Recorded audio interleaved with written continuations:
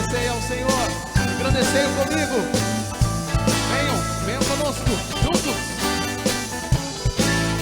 Em todo tempo, adoremos ao Senhor. Em todo tempo eu louvarei ao Senhor, sempre estará nos meus lábios o seu louvor. Em todo tempo eu louvarei ao Senhor, sempre estará nos meus lábios o seu louvor. Alegrar-se ao Senhor, a minha alma. Alegrar-se ao Senhor, a minha alma. Em todo tempo, mais uma vez. Em todo tempo eu louvarei ao Senhor, sempre estará nos meus lábios o seu louvor. Em todo tempo eu louvarei ao Senhor, sempre estará nos meus lábios o seu louvor. Alegrar-se ao Senhor, a minha alma. Alegrar-se ao Senhor, a minha alma. Engrandecei-o. Engrandecer ao Senhor, engrandecer comigo, e todos a alma exaltemos o nome. Engrandecer ao Senhor, engrandecer comigo, e todos a alma exaltemos o nome. Seu glorioso nome, seu glorioso nome. Todo tempo. Todo tempo eu louvarei ao Senhor, sempre estará nos meus lábios o seu louvor. Todo tempo eu louvarei ao Senhor, sempre estará nos meus lábios o seu louvor. Alegrar-se ao Senhor, a minha alma. Alegrar-se ao Senhor, a minha alma. Alegrar-se ao Senhor,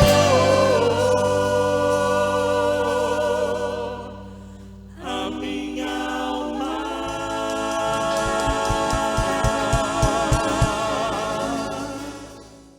Em certa classe de ciências, o professor dava sua aula, fez um desafio aos alunos, dizendo: eu não creio na existência de Deus. Existem pessoas que têm uma memória fraca, uma inteligência curta e dizem que crê em Deus.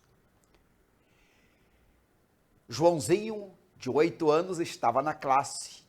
Levantou a mão e disse: professor, eu creio em Deus. Eu creio sim que Jonas foi engolido por um grande peixe. Eu creio sim que houve o dilúvio. Eu estou dizendo, Joãozinho, Deus não existe. Vamos fazer aqui uma prova, um teste? Levantou-se, foi até uma sala do lado, pegou um ovo e disse: vamos fazer um teste. Se Deus existe, eu vou soltar este ovo, ele vai bater no chão e não vai se quebrar. Se quebrar, é porque Deus não existe. Vamos fazer esse teste, Joãozinho? Sim, professor, vamos fazer o teste, mas antes o senhor permite eu fazer uma oração? Tá bom, Joãozinho, faça a sua oração. Joãozinho levantou-se, chegou perto do professor e começou a orar. Senhor Jesus, eu quero suplicar ao Senhor que quando o professor soltar este ovo e ele cair no chão, que este ovo se quebre totalmente.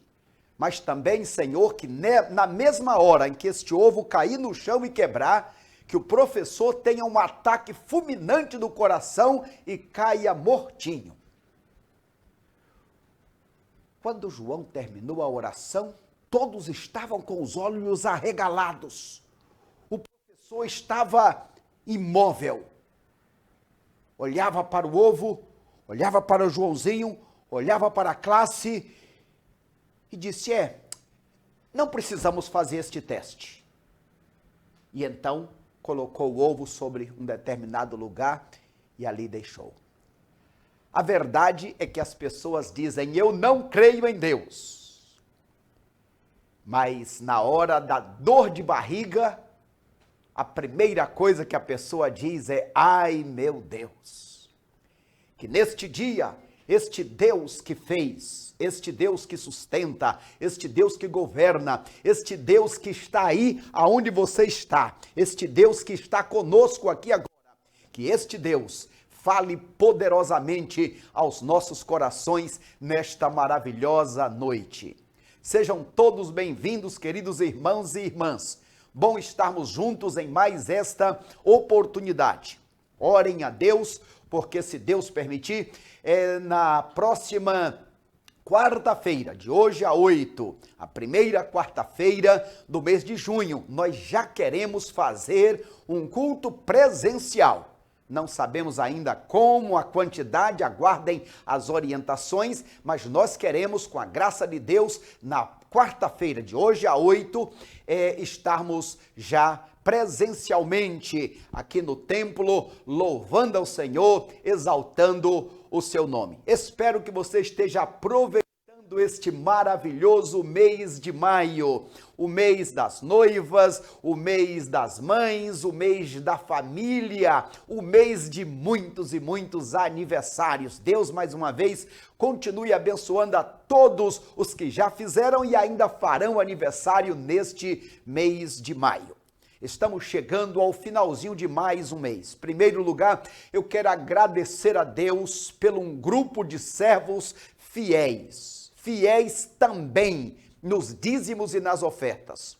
Deus tem abençoado a igreja e por causa de vocês, queridos irmãos que têm sido fiéis, Deus não nos tem deixado passar vergonha. Estamos aí no finalzinho do mês de maio e eu quero incentivar você que ainda não exerceu o seu compromisso de manter, de sustentar a obra de Deus aqui na terra. Porque, como sabemos, Deus não precisa do nosso dinheiro. Ele poderia transformar tudo que tem aí na sua casa em ouro vivo. Porém, Ele prefere fazer com a nossa participação. E, além disso, o dinheiro é como se fosse um aferidor, um termômetro para ver aonde está o seu coração, para ver quem é de fato o seu Deus. Aquele que rouba a Deus no mínimo, também rouba no máximo. Aquele que não é fiel no mínimo, também não é no máximo. Então, meu querido irmão, minha querida irmã, lembre-se, o teste que Deus faz é onde está o seu coração, onde está a sua fé. E quando você coloca a fé em Deus e obedece aquilo que Ele te manda, Ele diz, faça prova de mim. E eu vou abrir as comportas dos céus. E eu vou te dar bênção redobrada, bênção multiplicada. Meu querido irmão, minha querida irmã, lembre-se, a bênção da colheita tem a ver sim com a lei da semeadura. Então, que Deus te ajude a também neste mínimo, para que nas coisas maiores você possa continuar sendo fiel a Deus.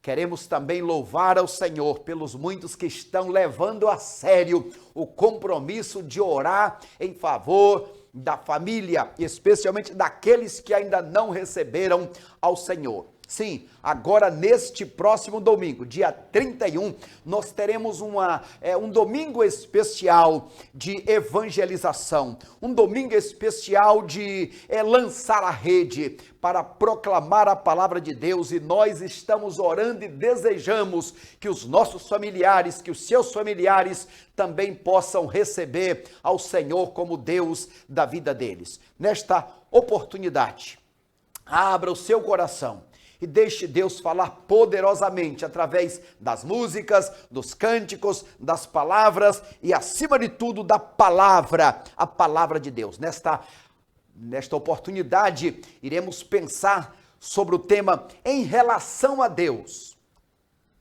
Em relação a Deus, agiremos como filhos ou como loucos? Daqui a pouquinho retornaremos. Se mantenha aí em adoração ao Senhor. Está feliz aí, Lulu? Sim, né? E você, Cardoso? Também? Isso aí. A alegria do Senhor é a nossa força. Vamos lá? Em suas portas entrarei com louvor, em seus átrios hinos eu cantarei. O louvor estará nos meus lábios, continuamente eu celebrarei. O Senhor me encheu de alegria, e me encheu com esse seu louvor. A Ele levanto minhas mãos, saltos de alegria, canto essa canção.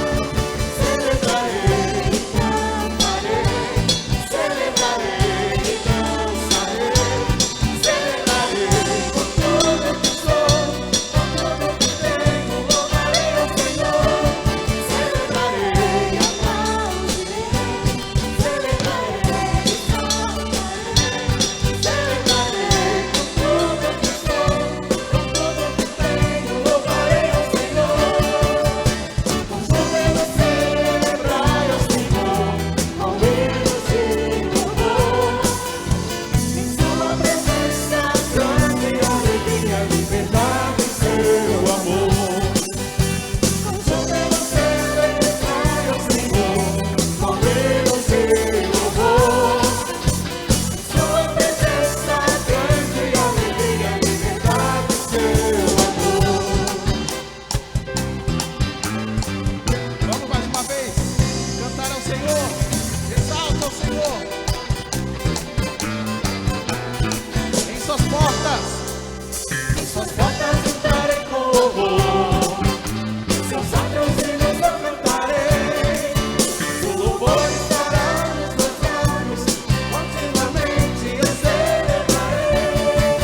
O Senhor me cingiu de alegria, e me encheu com esse seu louvor.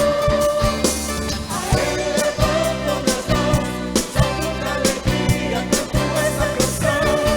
Celebrarei, cantarei, celebrarei e dançarei. Celebrarei com tudo que sou, com tudo que tenho, louvarei ao Senhor. Celebrarei, aplaudirei, celebrarei e cantarei. Celebrarei com tudo que sou, com tudo que tenho, louvarei ao Senhor. Com júbilo celebrai ao Senhor, com hinos de louvor. Em sua presença grande alegria, liberdade e seu amor. Com júbilo. Com júbilo celebrai ao Senhor, com hinos de louvor. Em sua presença grande alegria, liberdade e seu amor. Alegria do Senhor aí. Na sua casa. Celebre. Exalte. Glorifique o nosso Deus. A Ele a honra. Glória a Deus. Amém. Graça e paz, irmãos. Nós estamos na nossa campanha de missões mundiais, que terá o seu término no dia 26 de julho deste corrente ano. E nós precisamos da sua ajuda, da sua contribuição, pois como ouvirão se não há quem pregue? E para que possam empregar, nós temos que fazer a nossa parte, temos que cumprir com a nossa responsabilidade, que é estar cooperando financeiramente com o reino de Deus. Não que ele precise do nosso dinheiro, porque ele é Deus do ouro, ele é Deus da prata, mas ele está averiguando a nossa fidelidade quanto a questões humanas, pois nesse tempo de coronavírus nós sabemos que as dificuldades têm sido tamanhas, sobretudo dificuldade financeira, mas nós não vivemos do que vemos, nós vivemos do que cremos. E a palavra do Senhor no livro de Malaquias, capítulo 3, 18 diz: então vereis outra vez a diferença entre o justo e o perverso, entre o que serve a Deus e o que não o serve. Então vamos cumprir a nossa parte, irmãos, pois missão se faz orando, indo e contribuindo.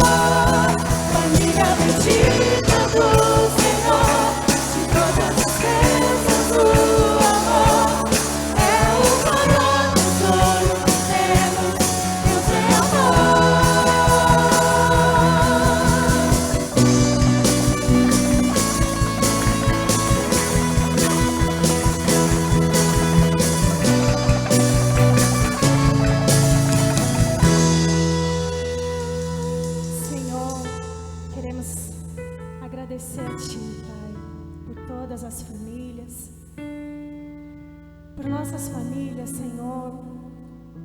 Tu sabes, Senhor, a família de cada um. Agradecer a Ti, Pai, porque o Senhor tem nos sustentado. O Senhor tem nos livrado, Senhor, de tantas coisas.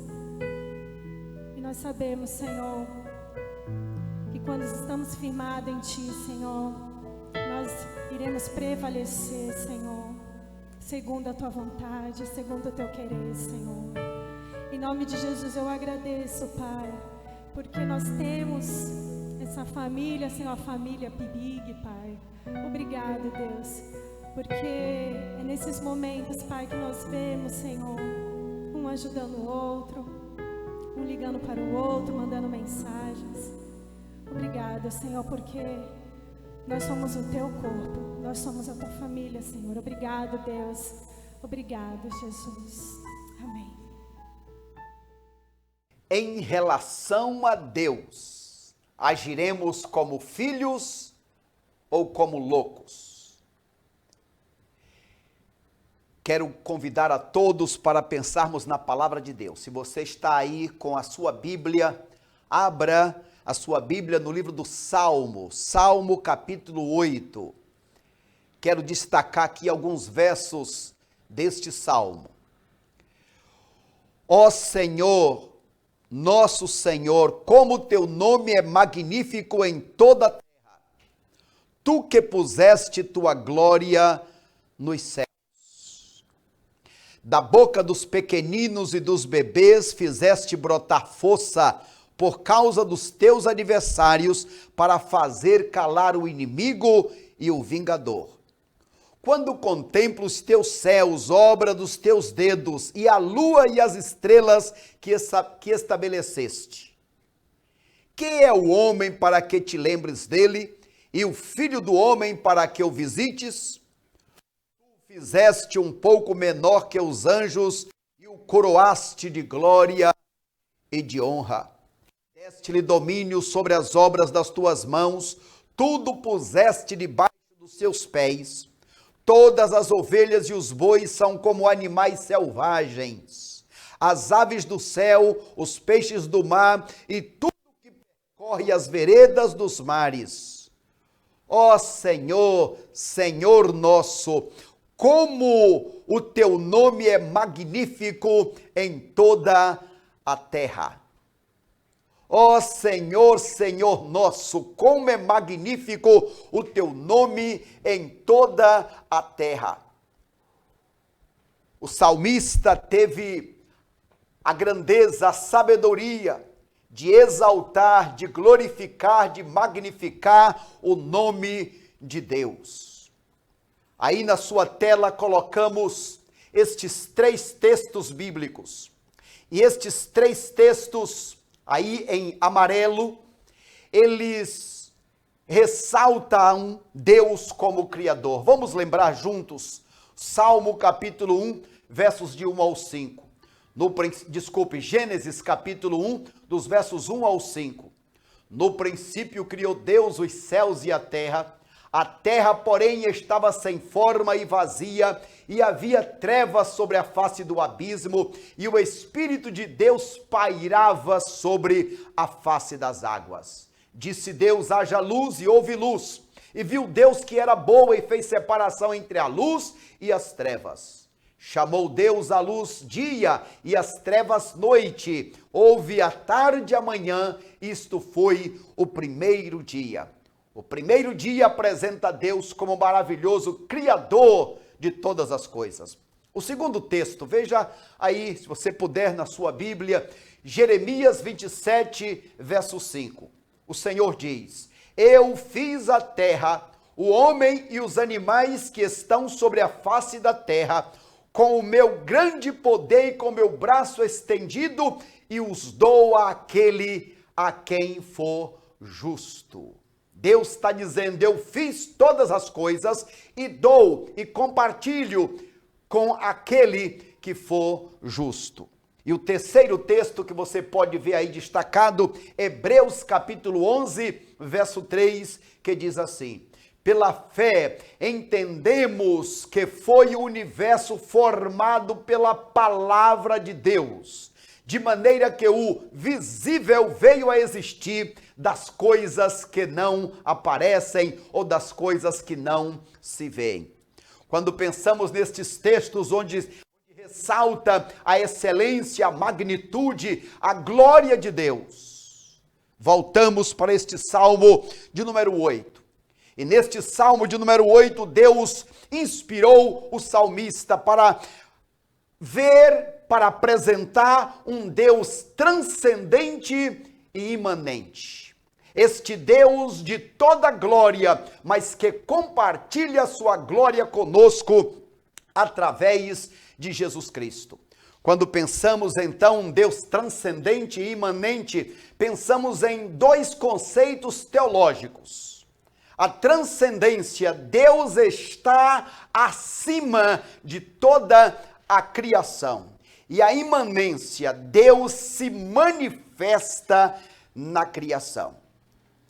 A heresia surge quando se enfatiza um aspecto da pessoa de Deus em detrimento do outro.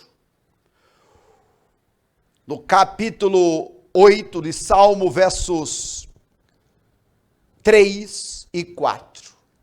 Quando contemplo os teus céus, obra dos teus dedos, a lua e as estrelas que estabeleceste, pergunto, quem é o homem para que te lembres dele? Quem é o homem diante desta glória de Deus? Porém, este homem tão pequeno, este homem é chamado por Deus de a coroa da criação. Quando pensamos então nestes dois conceitos da transcendência e imanência de Deus, nós ficamos preocupados com a ênfase exagerada.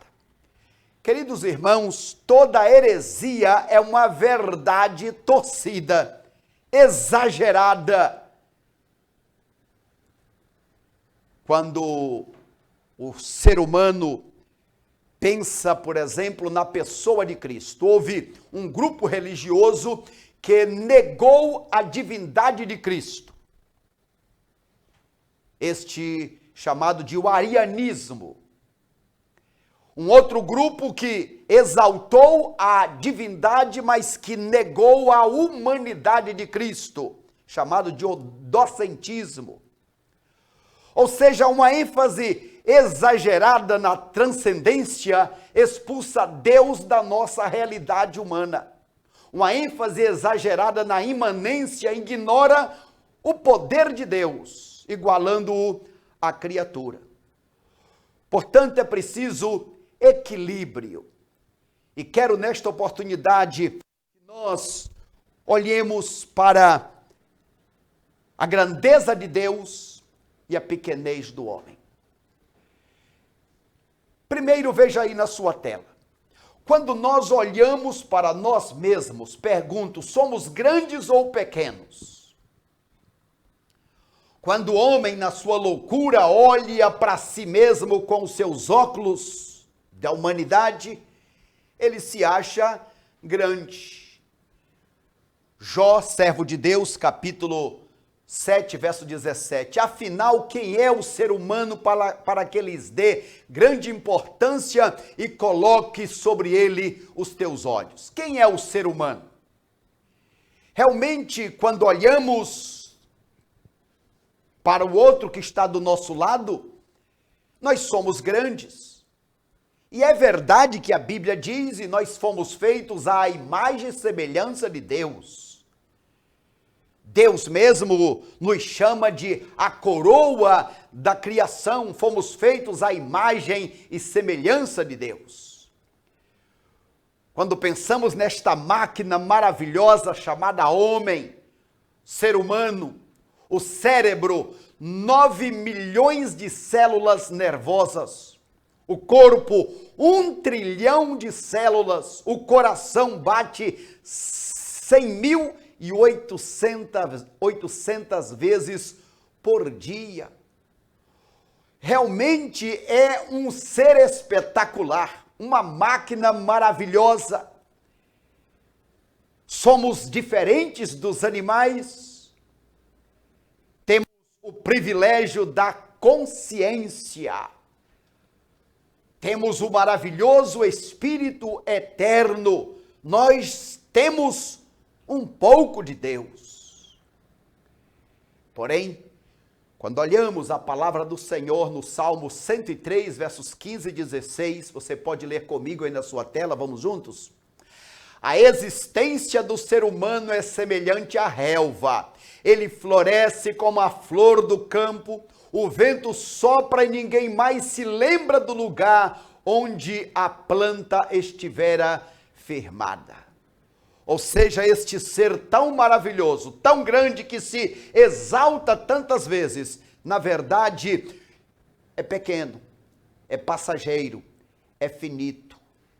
Como estamos vendo aí, um pequeno vírus pode trazer destruição à humanidade. Em um próximo momento, vejamos aí na sua tela.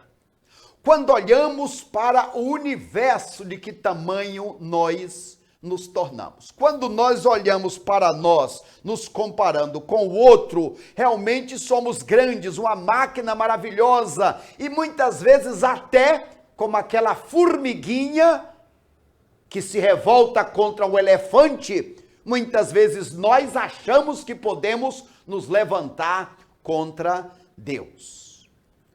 Agora, de que tamanho nós somos quando olhamos para o universo? De que tamanho nós somos? Deus espera que nós sejamos conscientes para nos lembrarmos de que Ele fez este universo maravilhoso. Ele fez este universo para que todos nós possamos neste mundo glorificar a Ele. A Terra, um dos pequenos planetas. Mesmo assim, 510 milhões de quilômetros quadrados. Quando pensamos na imensidão da Terra, nós ficamos pequenininhos. Imagine que nós pensemos, olha, aqui na Avenida Tiago Ferreira, 732, está a Igreja Batista. A Igreja Batista está dentro de um bairro, um distrito Vicente de Carvalho, que está dentro da cidade do Guarujá, que está dentro do estado de São Paulo, que está dentro da pátria brasileira, que está na região da América Latina. E aí, meus amigos, até chegar ao final, nós vamos ver que nós, seres humanos, vamos ficando pequenos. Deus fez este maravilhoso globo terrestre, onde nós vivemos neste tempo aqui na Terra. Quando nós pensamos no globo terrestre, nos lembramos de Galileu Galilei, aquele que lá pelos anos de 1564, pelos anos de 1500 a 1600, este homem com seus pequeninos aparelhos, este homem concluiu de que a Terra era redonda. Esta afirmação trouxe consequências terríveis para Galileu Galilei. A igreja oficial da época quase tira a vida deste homem porque fez esta afirmação. Que pena que as pessoas daquela época não leram a Bíblia. A Bíblia que foi escrita anos antes, milênios antes, poderiam ter lido, sim, porque o profeta Isaías, por exemplo, que viveu 765 a 781 antes de Cristo, veja o que Isaías já disse. Milênio antes de Galilei nascer, o que Isaías disse? Ele é o que está sentado sobre o globo da terra, cujos moradores são para ele como gafanhotos. É ele o que estende os céus como uma cortina. Ou seja, Isaías já dizia naquela época, inspirado pelo Espírito Santo, que Deus está sentado sobre o globo da terra. Hoje já é algo comum, sabemos que a terra era redonda. Nos dias de Galileu Galilei não sabiam. porque não liam a palavra. O mal do ser humano é não conhecer a palavra de Deus. A Bíblia diz que esta terra estava sem forma e vazia. E Deus maravilhoso, no meio daquele caos, que era a terra, que estava a terra, diz a Bíblia que o Espírito de Deus pairava sobre a face da terra. Mas Deus trouxe cosmos, Deus trouxe ordem àquele caos. Quando hoje olhamos este relógio magnífico, este universo que Deus criou, quando pensamos na terra, os três reinos da terra, o reino animal, a fauna, o reino mineral, os oceanos, o reino vegetal, a flora, a vegetação. Quando olhamos tudo isso, nos lembramos desta glória que o salmista está ressaltando. Quando contemplo os teus céus, obra dos teus dedos, e a lua e as estrelas que estabeleceste. Quando penso em todas estas coisas maravilhosas, de que tamanho é o homem? Então, primeiro, de que tamanho é o homem quando nós nos olhamos com os nossos próprios olhos, olhamos para nós mesmos. Segundo, de que tamanho é o ser humano quando olhamos para o universo, para a criação, ficamos pequeninos. Mas vamos mais além. Veja aí na sua tela. Quando olhamos para Deus, de que tamanho nós somos? Quando nós nos olhamos com o olhar de Deus, nós somos apenas pó. Veja o que Jeremias diz no capítulo 27, verso 5. Eu fiz a terra, o homem e os animais que estão sobre a face da terra, com meu grande poder e com meu braço estendido, e os dou àquele a quem justo. Deus fez, Ele guarda, Ele sustenta, Ele coloca nas mãos de quem Ele quer. Juarez de Azevedo, um cientista, um servo de Deus, um crente batista, um diácono, ele disse o seguinte: fico com o que está registrado no livro de Gênesis, capítulo 1, verso 1. No princípio criou Deus os céus e a terra, e ponto final. Deus é o criador e sustentador de todas as coisas. Por falar em Batista, nos lembramos que nos anos de 1969, Deus permitiu que o ser humano fosse até a Lua. Foi lá que um dos servos de Deus, Neil Armstrong, pôde dizer aquela célebre frase: um pequeno salto para um homem, mas um grande passo na história da humanidade. Sim, aquele servo de Deus teve o privilégio de ser um dos primeiros a chegar na Lua. E quando pensamos na Lua, quando pensamos no Sol, quando pensamos nos astros, quando pensamos no universo, lembramos, por exemplo, que o Sol é 100 vezes maior e está a 150 milhões de quilômetros da Terra.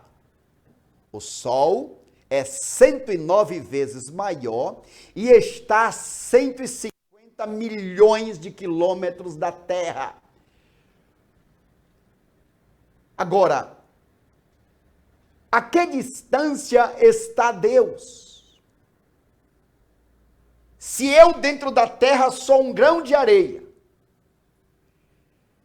se a Terra está distante do Sol 150 milhões de quilômetros, o Sol está a incontáveis trilhões e trilhões e trilhões e trilhões de distância de Deus. De que tamanho sou eu? De que tamanho é você? Que loucura é essa do ser humano querer viver e existir sem Deus? Albert Einstein, um dos cientistas mais relevantes, ele diz que quando via um ser humano dizendo que não acreditava em Deus, ele chamava de um ateu fanático. Certa vez perguntaram para ele: o senhor acredita em Deus? E ele afirmou: não sou ateu. O problema aí envolvido é demasiado vasto para as nossas mentes limitadas. Quando nós olhamos outros homens como Louis Pasteur, ele disse, ele que viveu em 1822 a 1895, ele disse: quanto mais eu estudo a natureza, mais me maravilho com o Criador. Isaac Newton, grande matemático, físico, o inglês, ele que viveu pelos anos de 1642 a 1726, ele disse: este magnífico sistema do Sol, planetas e cometas poderia somente proceder do conselho e domínio de um ser inteligente e poderoso. Ian Barbour, físico nuclear, ganhador de grandes prêmios, ele falando sobre a Bíblia disse o seguinte: no Gênesis, Deus é um planejador dotado de propósito, impondo ordem ao caos. O comando de Deus é poderoso e o verbo divino é eficaz. Em Jeremias, ele disse: Deus é o oleiro produzindo um objeto. Em Jó, ele disse: Deus é o arquiteto lançando os fundamentos de uma construção. Quando homens se comportam como filhos, eles reconhecem a Deus. Quando homens se esquecem de Deus, eles agem como loucos. Eu quero pedir para que você olhe nesta tela uma linha que diferencia os homens em dois grupos: em filhos de Deus e loucos na história da humanidade. Começamos com Caim e Abel, os dois primeiros filhos. Um agiu como filho, os dois primeiros filhos de Adão. Um agiu como filho de Deus, outro agiu como um louco e perdeu a sua própria vida. De Caim vem uma geração chamada de os filhos dos homens, que agem com loucura. De Caim vem Lameque, de Lameque vem a humanidade. Da humanidade destacamos Cã, destacamos Ismael, na sequência Saul, na sequência o anticristo.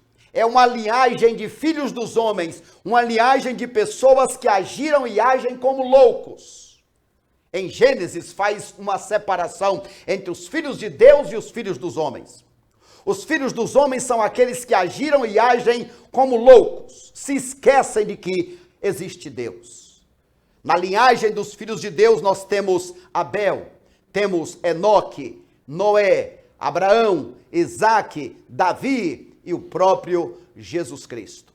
A minha pergunta é: diante deste Deus transcendente, você vai agir como filho ou como louco?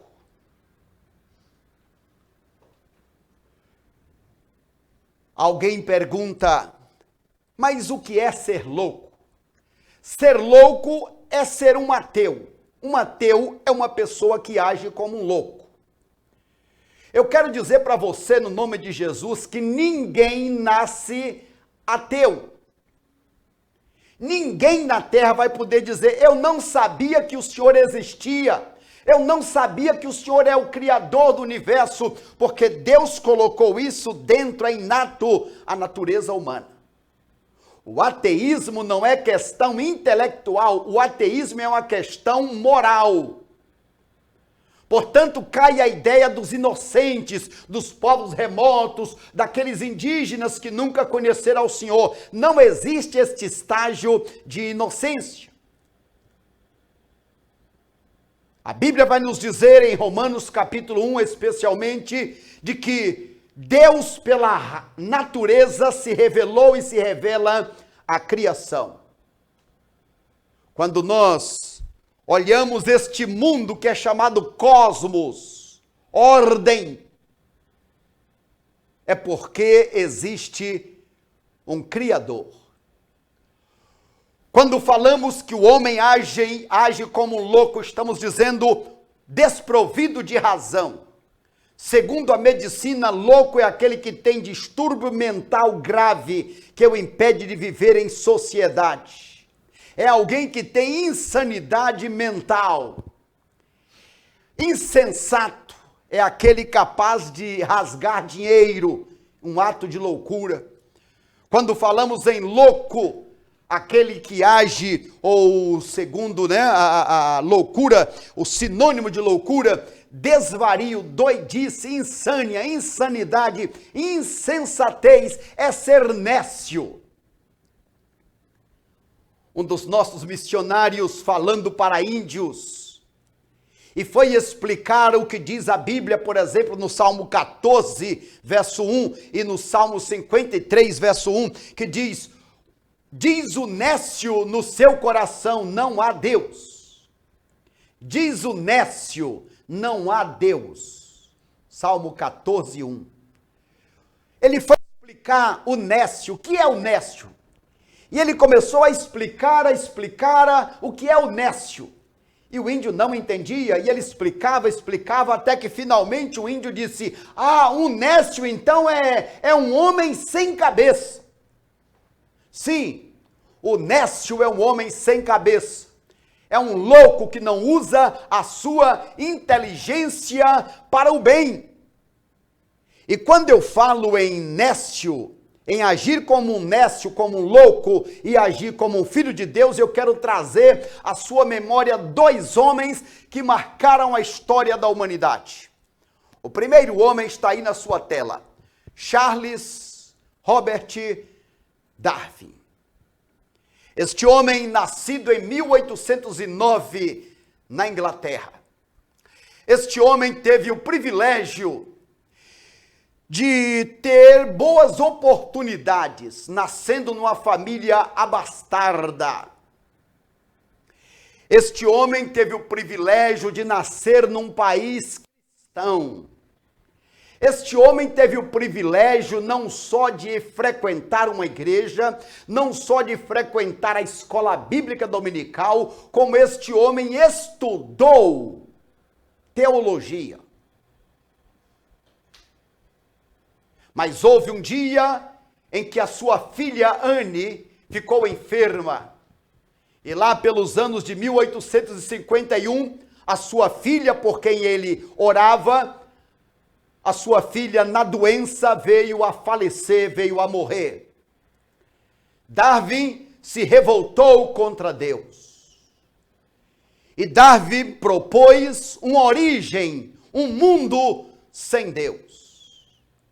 A foto que nós temos aí é a foto que foi capa de uma revista nos anos de 1859.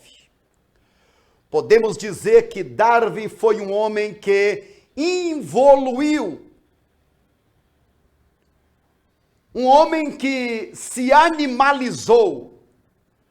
Porque quando falamos na evolução, de fato existe a evolução das coisas criadas. As coisas que Deus criou, elas sim podem se evoluir, a depender do clima, a depender de vários fatores, fazendo parte do propósito de Deus. Por exemplo, quando uma lagarta se transforma numa borboleta, quando um pequeno embrião se transforma num bebê e esse bebê se torna um adolescente, um jovem, um homem, um velho. Existe sim a evolução da coisa criada, mas este homem se deixou animalizar. Um homem que tinha tudo para dar certo, mas pegou o caminho errado e, ao invés de evoluir, enlouqueceu. Ao invés de evoluir, involuiu. Ele lançou o livro em 1859, o livro A Origem das Espécies. É interessante que neste livro, mais de 80 vezes o verbo do subjuntivo, suponhamos. Lembramos que a teoria da evolução é apenas uma teoria. Quando nós pensamos na teoria de Darwin, chegamos a algumas conclusões. Primeiro, precisamos de mais fé para acreditar na evolução do que para acreditar na criação. É loucura do homem. Segundo, precisamos mais fé para acreditar que Deus é criatura do homem do que para acreditar que o homem é criatura de Deus.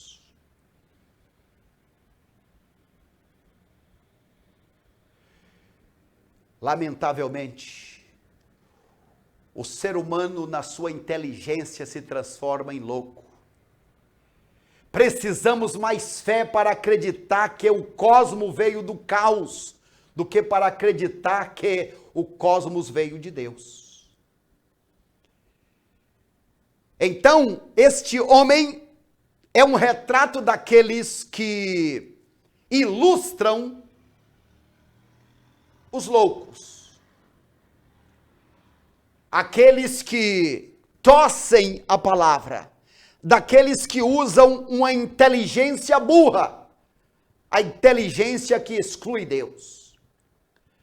Mas, por outro lado, nós temos um segundo homem, que é um segundo retrato. Veja aí na sua tela, Aurélio Agostinho de Hipona. Este servo de Deus nasceu na região da África, atual Argélia. Este homem, nascido em 13 de novembro de 354 a.C. Quando nós pensamos neste homem, 354 depois de Cristo. Este homem que teve o privilégio de nascer também numa família cristã. A sua mãe Mônica orava por esse filho durante toda a existência deste filho. E lamentavelmente, quando nós pensamos na maneira, na prática deste homem viver, por muito tempo uma prática terrível, um homem que vivia na promiscuidade. Este homem viveu, por exemplo, amigado durante 13 anos, vivendo então num caminho que entristecia a sua mãe por causa destas práticas malignas nas orgias do pecado. Esta mãe orava por Agostinho, e uma certa vez, no momento de grande crise, quando ele estava viajando em um quarto de hotel, ele ouviu uma voz que dizia para ele: tome e leia. Tratava-se de um livro que estava em uma gaveta. Tome e leia. E ele, abrindo o livro, abrindo a Bíblia, caiu em Romanos, capítulo 13, versos 13 e 14, que diz assim: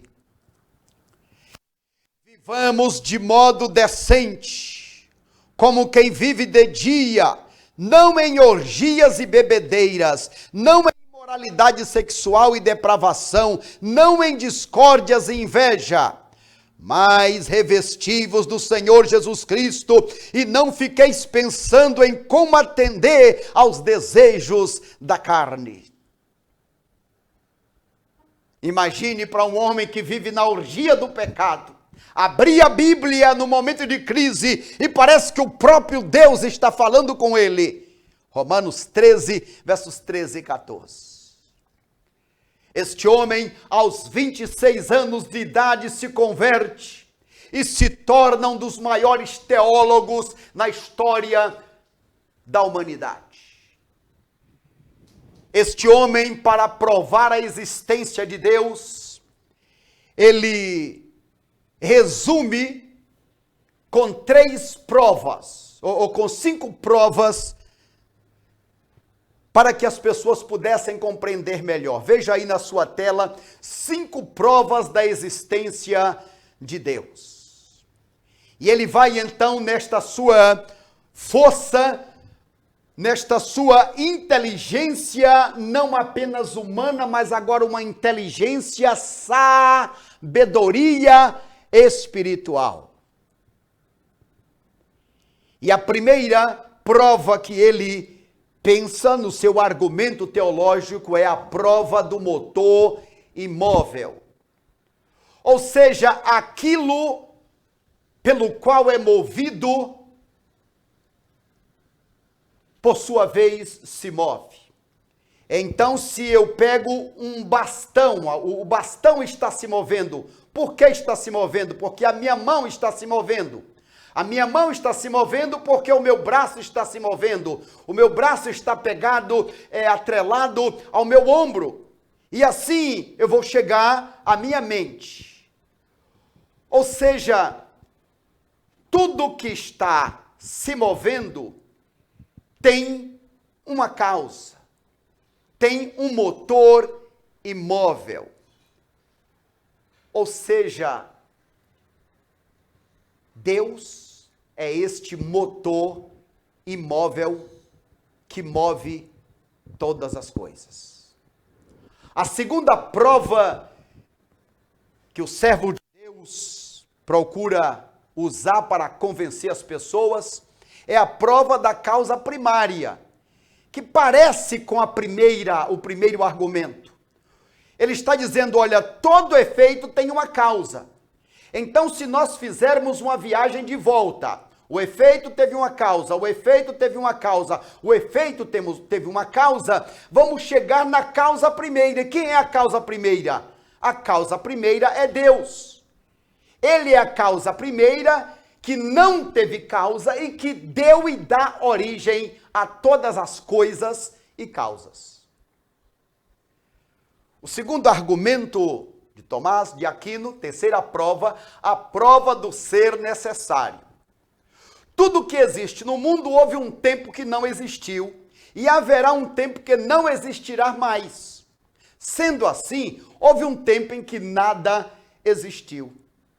Portanto, o ser necessário não é só o que possibilitou o início de todas as coisas que existem, mas também todas as coisas que existem precisam dele para existir. Ele é o ser necessário. A quarta argumentação, a quarta prova, os graus do ser. Ele diz o ser humano, ainda que tenha pecado contra Deus, ainda que tenha tirado o brilho da imagem de Deus, todavia existe um lampejo de bondade. Existe atos de bondade na vida do ser humano. Quando pensamos, por exemplo, num tempo como esse de epidemia, que homens maus estão usando meios ilícitos para levar vantagem, temos visto aí no Brasil pessoas sendo presas e muitos serão, porque o ser humano sempre quer levar vantagem em tudo. Apesar disso, existem aqueles que estão se sacrificando. Existem pessoas na terra que se deixaram gastar em favor dos outros. De onde vem esta origem? Esse desejo de fazer algo bom? Vem do ser maior, o ser supremo que deixou um pouco dele dentro de mim e de você. O quinto argumento de Agostinho fala da inteligência ordenadora. Ele alega que as coisas no mundo parecem ter sido projetadas. Existe uma ordem admirável no universo. E esta ordem é facilmente verificada. Olha, toda ordem é fruto de uma inteligência ordenadora. E essa inteligência ordenadora é Deus. Se eu pegar uma caixa com milhões de letras e jogá-la para cima, ela não vai cair em forma de livro. Existe um livro porque alguém escreveu, alguém organizou. Se eu pegar as peças de um relógio, sacudir numa caixa, sacudir, vezes anos, milênios, depois de quanto tempo aquelas peças vão se juntar e se tornar um relógio? Se existe um relógio é porque existe um relojoeiro. Existe alguém que ordenou todas as coisas. Ou seja, é necessário que exista uma inteligência suprema que tenha ordenado este mundo, que é uma verdadeira máquina, um relógio milimetricamente afinado. Existe esta inteligência ordenadora e esta inteligência é Deus. A minha pergunta nesta oportunidade é: você que está me ouvindo nesta noite ou neste dia onde você estiver agora, você está agindo em relação a Deus como filho ou como um louco? Quais são os atos de loucura de um ser humano e quais são as atitudes de um filho? Veja aí na sua tela. Primeiro lugar, primeiro ato de loucura de um ser humano é ignorar a Deus no seu viver diário. Uma pessoa que ignora a Deus no seu viver diário é uma pessoa que está vivendo como um louco, como uma louca, que está desperdiçando a sua vida aqui na terra, que está agindo como esta formiguinha louca, se revoltando contra o grande elefante. Este homem está desperdiçando a sua vida aqui na terra e desperdiçando a sua vida na eternidade. A palavra de Deus vai nos dizer no livro de Provérbios 16, verso 3. Inclui ao Senhor em todos os teus planos e projetos e serás bem sucedido. Isaac foi bem sucedido em tudo que fez porque incluiu Deus. No livro de Lucas, capítulo 12, nós ouvimos falar sobre o rico insensato. Aquele homem que manifestou sintomas de loucura, depois de colher os seus bens, juntar os seus tesouros, disse: descansa minha alma, come minha alma, bebe minha alma, folga minha alma. Aquele homem louco achou que podia fazer tudo sem Deus. Aquele homem louco achou que tudo que possuía era dele. Aquele homem louco achou que a sua alma poderia se alimentar dos valores terreais. Aquele homem louco achou que poderia decidir o seu futuro. Mas Deus disse para ele: louco, se nesta noite eu pedir a tua alma, o que tens preparado, para quem será? Diz o louco não a Deus. Salmo 14, Salmo 53, versos 1. Diz o nécio, o louco, o tolo, não há Deus. Mas o alerta de Deus foi: louco, se nesta noite eu pedir a tua alma, o que tens preparado, para quem será? Então, o primeiro ato de loucura é tentar viver neste mundo como se Deus não existisse. É tentar excluir Deus da sua vida. Ah, mas eu tenho motivo. Pode ser que você tenha 1000 motivos. Darwin tinha o motivo dele. É que Deus não curou a minha filha, eu fiquei revoltado com ele. Pobre do louco Darwin. Poderia ter sido uma grande bênção nesta terra. Segundo lugar, ato de loucura é envolvimento com a imoralidade. Viver aqui na terra, primeiro excluindo Deus, segundo se envolver com a imoralidade. Você está corrompendo o lugar que foi feito para ser o templo de Deus, a morada de Deus. Por isso é que a Bíblia diz lá no livro de 2 Timóteo, capítulo 2, verso 19, aquele que pronuncia o nome do Senhor, aparte-se da iniquidade. O texto do meu coração, João 14, verso 21 ao 23. Aquele que tem os meus mandamentos e os guarda, esse é o que me ama, e aquele que me ama será amado de meu Pai, e viremos para ele e faremos nele morada. Aquele que me ama será amado de meu Pai. Aquele que tem os meus mandamentos e os guarda. Viver neste mundo desobedecendo a Deus é um ato de loucura. Em 2 Timóteo, agora no capítulo 3, o apóstolo Paulo faz uma lista de pecados, de ações, de atitudes que entristecem a Deus, e dentre a lista, ele menciona os maliciosos. Do grego a palavra porneia, de onde vem toda ação pornográfica, de onde vem toda devassidão imoral. Veja só que o sentido dessa palavra não é só ser uma pessoa má, mas é procurar arrastar outras pessoas para esta maldade ou para estas práticas malignas. São pessoas maliciosas, pessoas imorais, pessoas que além de se envolver, querem puxar outros. Trata-se da degradação moral de hábitos e costumes. É um ato de loucura substituir Deus pelos prazeres. O primeiro ato de loucura é viver tentando excluir Deus da sua vida.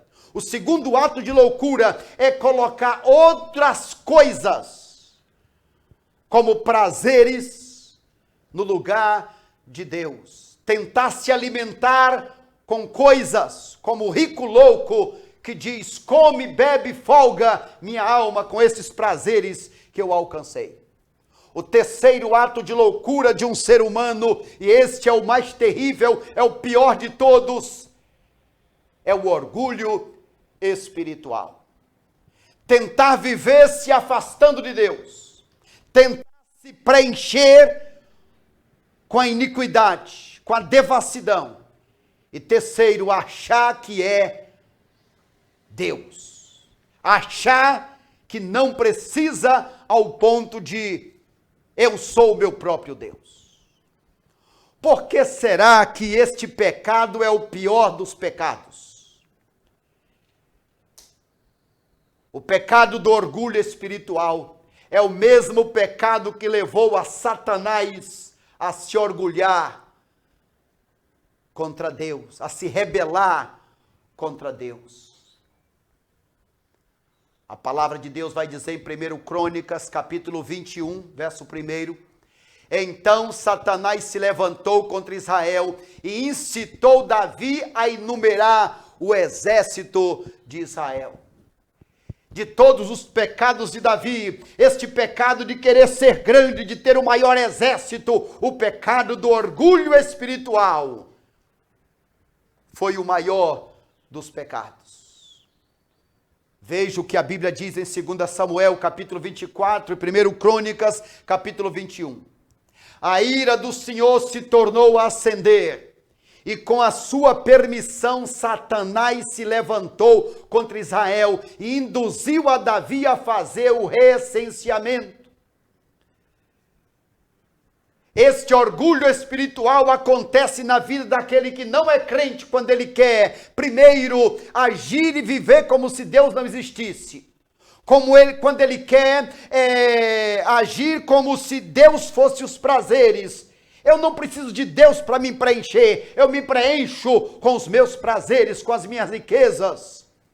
Mas terceiro, um servo de Deus, uma serva de Deus também, pode agir com loucura, como um louco, quando ele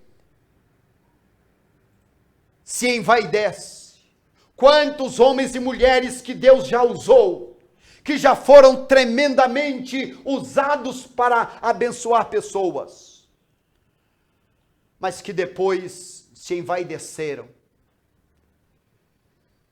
que depois acharam que podia viver e ser sem Deus. Ato de loucura é querer tomar o lugar de Deus.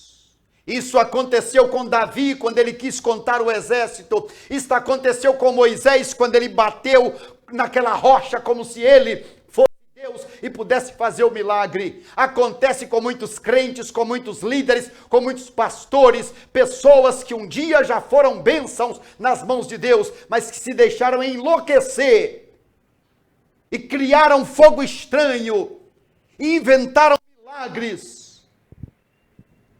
para poder impressionar as pessoas.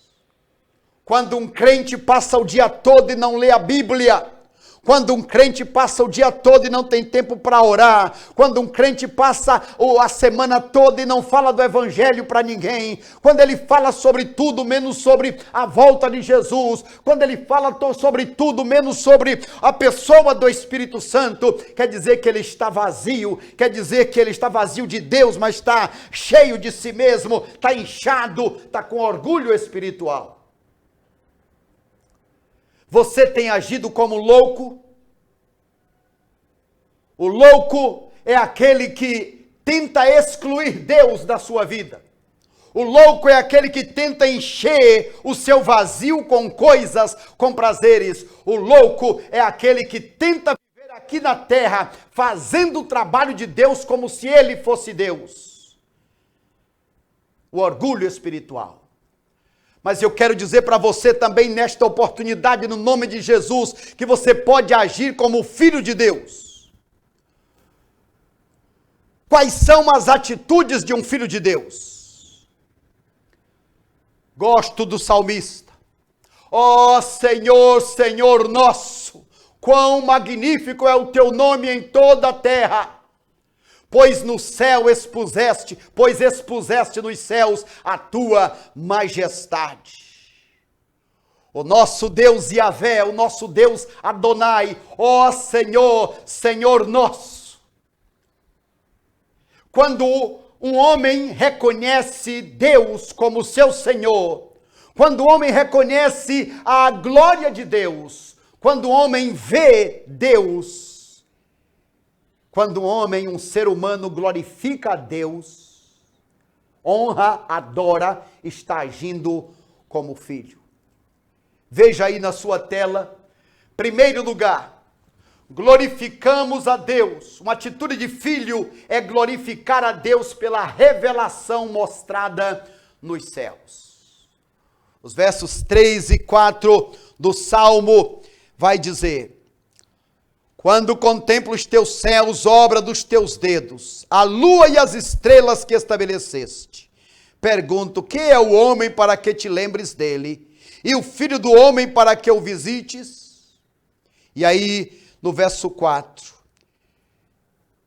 que é o homem para que te lembres dele, e o filho do homem para que o visites? Você tem agido como filho de Deus? Um filho de Deus glorifica a Deus. Um filho de Deus vai ficar extasiado. Deus, eu não entendo, eu não consigo compreender a tua glória, mas eu te louvo. Eu te louvo, Senhor, por esta maravilhosa criação. Por causa disso eu te adoro. Por causa disso, Senhor, eu me humilho diante dos teus pés. É isso, meu amigo, meu irmão, filho de Deus, filha de Deus. Aprenda a olhar os grandes mares e dizer: tem um Deus nos céus. Aprenda a olhar para o céu estrelado, a lua, o sol, o universo e dizer: existe um Deus. Deus, eu te adoro, não só pelo que o Senhor é, mas também pelo que o Senhor fez, pelo que o Senhor faz. Por isso eu me humilho diante dos teus pés. Segundo lugar, Como um filho de Deus, eu devo glorificar a Deus pela revelação mostrada no homem. Veja só que Deus maravilhoso, Ele nos fez segundo a sua imagem e a sua semelhança. Quando olhamos este verso 5, que diz: Tu fizeste um pouco menor que os anjos e o coroaste de glória e de honra. Que máquina maravilhosa que Deus fez! Quando pensamos no aparelho digestivo,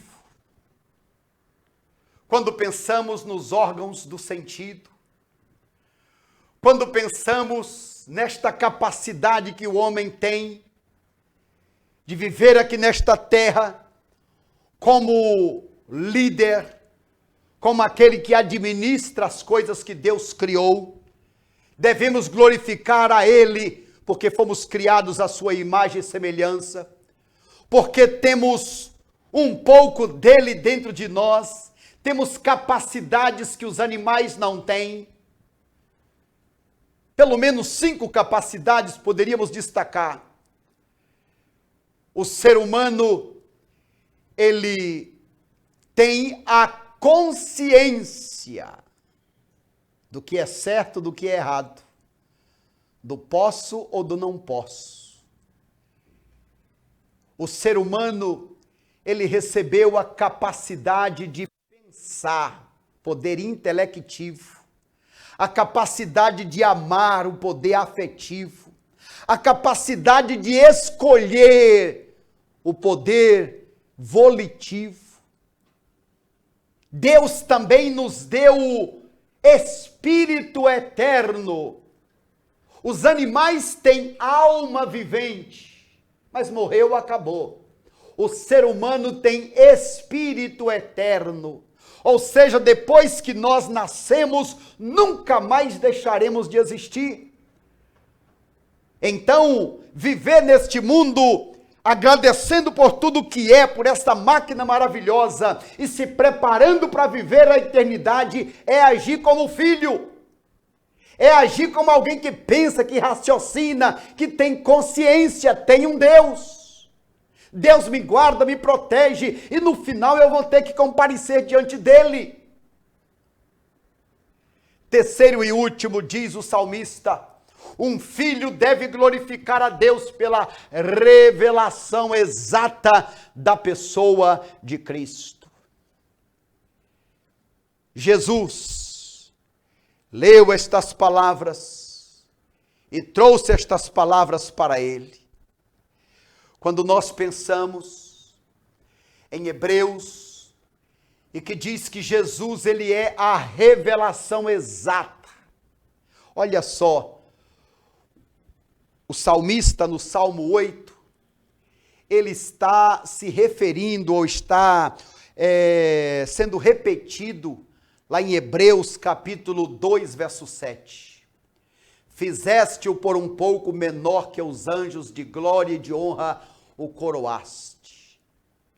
É maravilhoso saber que Jesus Cristo, nosso Deus, se dispôs, porque Davi profeticamente está falando do homem como ser humano, mas também falando do homem Jesus Cristo, que desceu do céu e veio aqui a esta terra, menor do que os anjos, porque não podia voar, por exemplo. Mas ele, aqui nesta terra, veio com um objetivo. O objetivo de Jesus foi revelar a glória de Deus. Quando Filipe disse, Senhor, mostra-nos o Pai, é o que nos basta. Jesus disse, Filipe, há tanto tempo que eu estou convosco e vocês ainda não viram o Pai?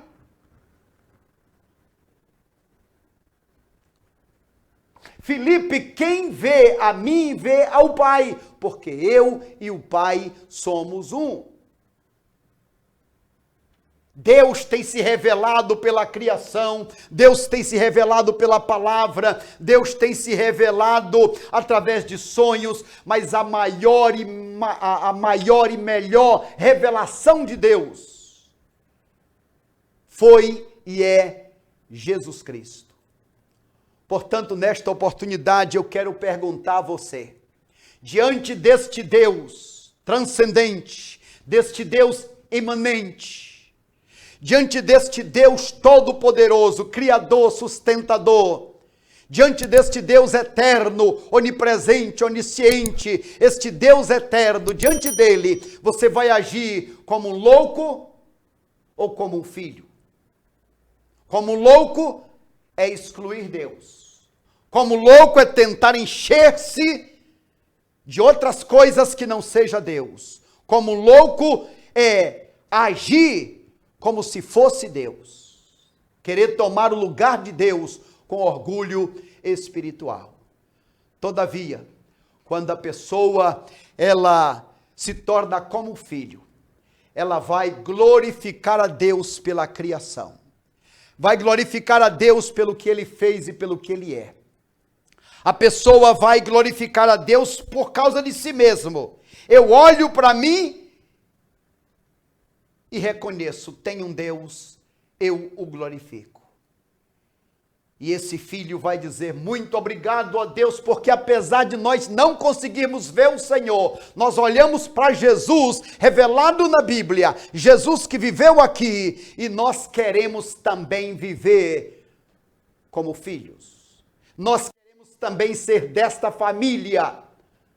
Nós queremos também viver com o Senhor aí na eternidade. Que Deus te abençoe, meu irmão, que Deus te ajude, ao invés de se revoltar contra ele, como fez Darwin e tantos outros.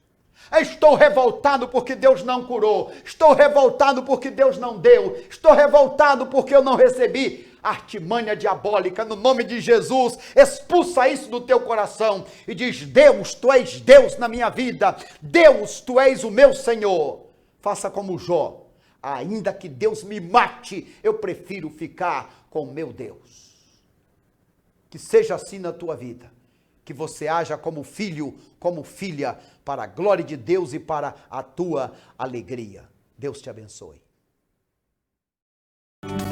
Acompanhe agora a meditação do dia. 31 dias de oração. Jesus transforma a minha família. Por toda essa semana temos falado sobre a obra do Espírito Santo ao compartilhar o Evangelho de Jesus Cristo. Falamos como o Espírito Santo trabalha em nós e depois, nos últimos dias, falamos como o Espírito Santo trabalha na vida das pessoas que amamos tanto e Deus ama tanto. A Bíblia diz que quando ele vier, falando do Espírito Santo, que ele convenceria do pecado, da justiça e do juízo que virá. O que ele faz é convencer as pessoas, convence eles do pecado. A maioria das pessoas, incluindo a gente, gostamos de pensar que somos bons, que não tem problema com a gente e estamos fazendo um bom trabalho. A realidade é que todos pecamos e que estamos destituídos do padrão de Deus, da glória de Deus, da majestade dele. Estamos destituídos e o Espírito Santo nos convence de nosso pecado. Mas não é só isso. Ele convence as pessoas da justiça dele, da justiça de Cristo.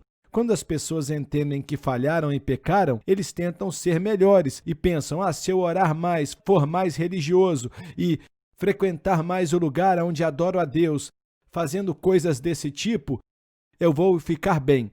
Mas nada disso vai te fazer ter um bom relacionamento com Deus Santo. Então o Espírito Santo convence as pessoas da necessidade que eles têm de Jesus Cristo.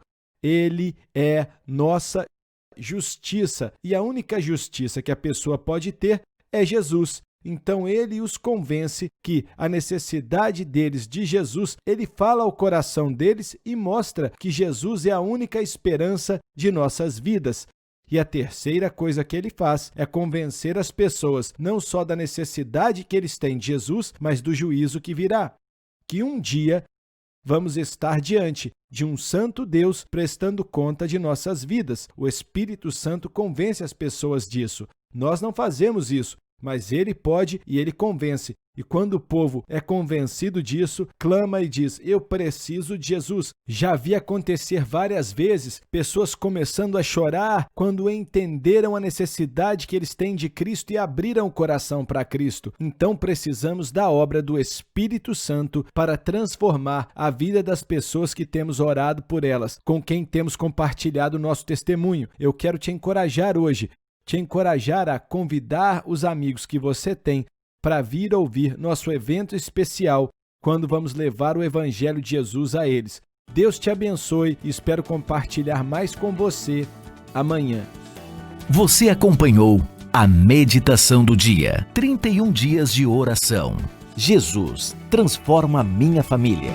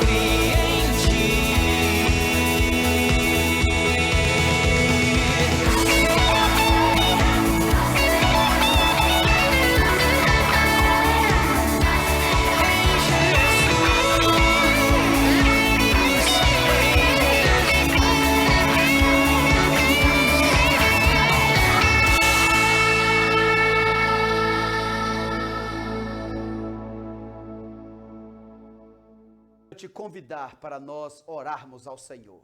Filhos de Deus oram. Vamos orar? Oh, nosso Deus, nosso Pai, a história da humanidade está sendo contada. Ao longo dos séculos, centenas e centenas agiram e agem como loucos,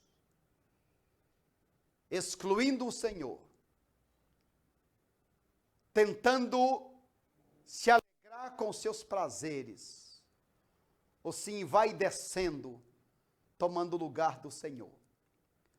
Ó Deus, em nome de Jesus, queremos também te agradecer pelas centenas e centenas de servos e servas que resolveram, que escolheram seguir, assim como Abel, como Enoque, como Noé, como Abraão, como Davi, como Jesus Cristo, nosso Senhor, que escolheu seguir até o final, agradecendo ao Senhor. Obrigado a Deus, porque Jesus Cristo é o nosso modelo de filho, modelo de alguém que exalta o Pai, alguém que se alegra com esta vida e alguém que se prepara para o futuro. Ó Deus, no nome de Jesus, nós agora fazemos uma grande cadeia, nós nos unimos em oração. Ó Deus, no nome de Jesus, nós queremos interceder pelos muitos irmãos e irmãs que estão sofrendo nesta hora. Aqueles, meu Pai, que foram acometidos por esse vírus, aqueles que já venceram esta quarentena, aqueles, meu Deus, que estão com medo. Pai da glória, no nome de Jesus, nós queremos invocar o poder, queremos invocar a ação poderosa do Senhor na vida de cada um dos teus servos, meu Pai, e seja qual for o pedido nesta hora, seja qual for o clamor nesta hora, não importa, ó Deus, se é causa grande ou pequena, não importa se é a saúde, se são as finanças, se é a família, se são os relacionamentos, ó Deus, no nome de Jesus. Deus que pode todas as coisas, Deus que coloca cosmos no caos, vem com o teu poder e opera um milagre glorioso na vida deste meu irmão, desta minha irmã. E ajuda, meu Deus, a este amigo, a esta amiga que ouviu a palavra nesta oportunidade, que ao invés de revolta, ao invés de escarnecer, ao invés de se enraivecer, possa se humilhar, se quebrantar. Deus, me perdoa pelo meu ato de loucura de tentar viver sem o Senhor, pelo meu ato de loucura de tentar preencher o meu vazio com bebidas, drogas, prazeres, com qualquer coisa que não seja o Senhor. Me perdoa, Pai, porque nesta hora eu me humilho, eu relembro que estou aqui, mas que quero viver com o Senhor no céu para sempre. Ó Deus, faz este milagre, este maior de todos os milagres, e salva o meu irmão, o meu amigo, esta pessoa que nos ouve neste momento. Oramos por todos, oramos no nome e para a glória de Jesus Cristo, que assim seja, que Deus nos abençoe, que Deus te abençoe, meu irmão. Viva como filho, viva como filha, até o dia do grande e glorioso encontro. Que seja assim.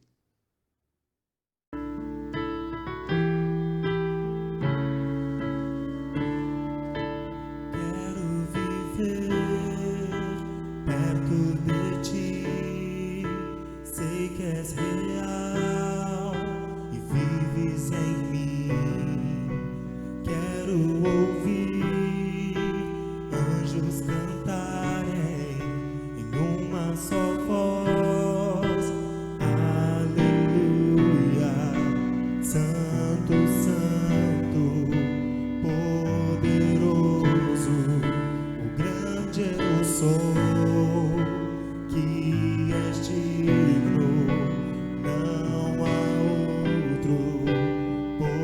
Poderoso, o grande eu sou, Ele é o grande eu sou, o grande eu sou.